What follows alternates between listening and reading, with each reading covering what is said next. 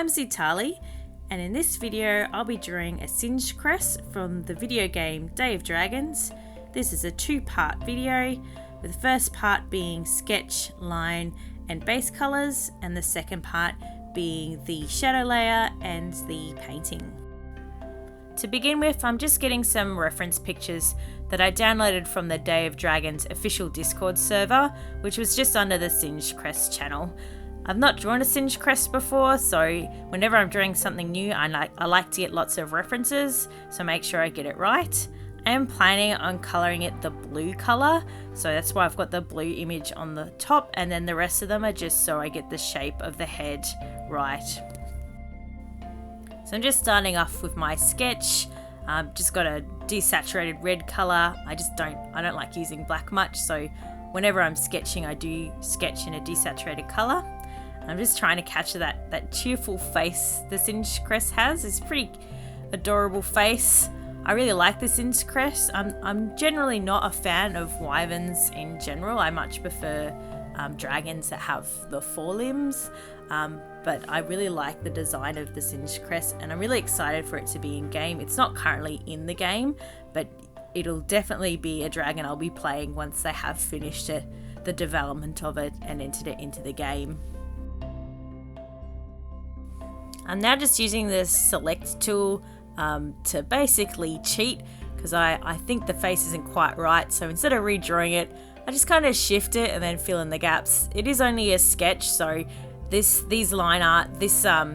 work here is not going to remain. I'm going to replace it with just a line layer later on, so it doesn't really matter if it's not perfect, as I'm not going to be keeping it on the page. You can see I just decided I hated the body altogether, and I did redraw the body of it, but after this we move on to the line art. So I've just selected a dark blue for the line art, just to match with the blue the lighter blue I'll be using for the body of the dragon. Some of you may know this already if you've watched my previous videos, but I don't have steady hands, so I do have the smoothing tool on just to get rid of the wobble in my hand when I'm drawing. And I'm using the rectangular brush, which I've recently rediscovered and I really enjoy using. It sort of tapers off with its opacity, but still has sort of a sharp edge to it, which I'm quite enjoying at the moment. I love all those little teeth. Look at all those little cute sharp teeth. Perfect for eating fish with.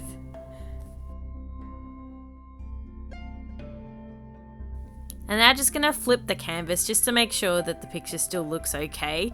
Sometimes you can't see errors until you look at a picture a different way, so I will normally flip my pictures before I've decided that the line art is done, and sometimes I'll also turn it upside down. It's a pretty easy thing to do and a good habit to get into when you are trying to make your pictures look more natural and more in proportion. I'm pretty pleased with how this line art is turning out, and I'm just adding the final touches here by adding an extra layer of thickness on the outside of the picture. And if anybody would like to have just the line art of this dragon, I'm quite happy to provide it to you if you want to practice some colouring, or if you just want to make some skins of the Singe Crest yourself. Just comment down below and I can send you the file for just the line art if you'd like it. So now I've moved on to the flat colours. I've chosen a darker blue than what I'd like the dragon to be overall. I just find it easier to sort of add lighter parts to a darker colour than doing it the other way around, like really trying to dark down a lighter colour. I've coloured the whole picture just in blue, and then I actually just create layers above it that only affect the layer below, and then just colour over with the colours that should be in those areas. So the pink in the crest, and adding the colours on the chest and the teeth and mouth and eyes. Dragons are pretty much my go-to default for when I can't think of something to draw. I've always loved dragons, and I always loved drawing them. They're probably the creature I've been drawing the longest. But more recently I've been drawing them more seriously, probably because I have been playing Day of Dragons and I really enjoyed playing the game, and the the concepts that they've created for the dragons.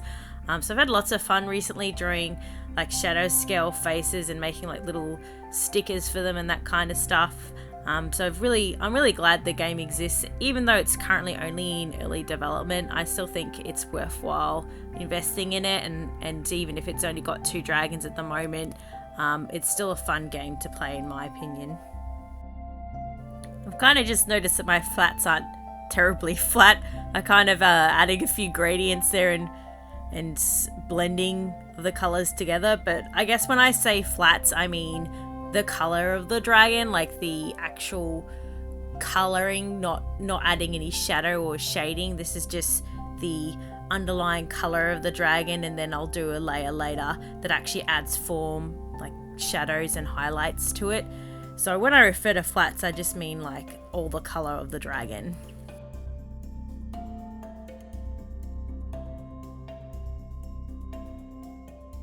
And now the daunting task of trying to recreate that stripy blotchy pattern all over it. So just with the actual patterning, I'm using the actual game models for the patterning, because the blue picture of the Singe Crest is just the concept art, and they sort of refine the pattern on it a lot more on the orange and yellow in-game models. So I'm just using those as reference and trying to get a similar shape to how the pattern was put on the orange dragon. Now I'm about to run into a bit of a problem with how I've decided to do the patterning on this. Normally if I was to put this image into Photoshop, if I wanted to add the white outline around the patterning, I'd just turn on a stroke filter, but unfortunately in this program I'm using, which is Artflow for Android, it doesn't have a stroke option.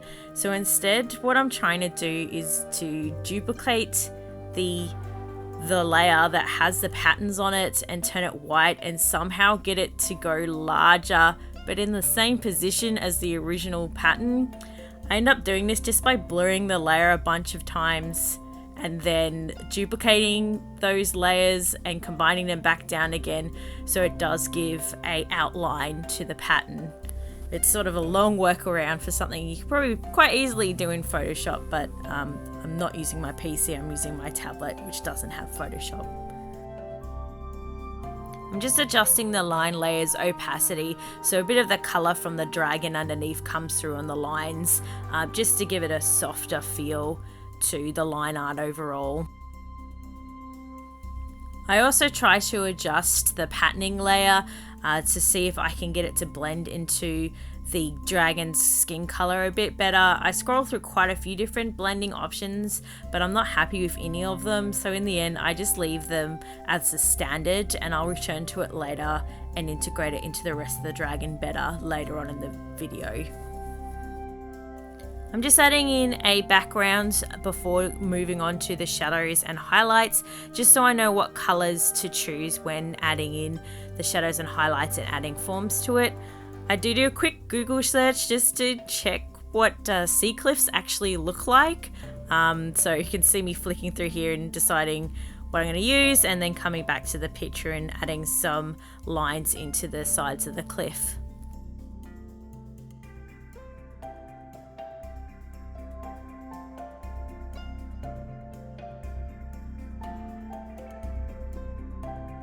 I won't be spending too much time on the background as it's not the focus of the picture, and I will actually end up blurring the cliff so that it's less visible or less defined later on. So I'm just putting down some quick blotches of colour, just integrating colours from the sky into the cliff that would be reflected, and trying to get some sort of lines to show that there's been different forms in the cliff. Before going back to the dragon and adding shadows and highlights to the dragon.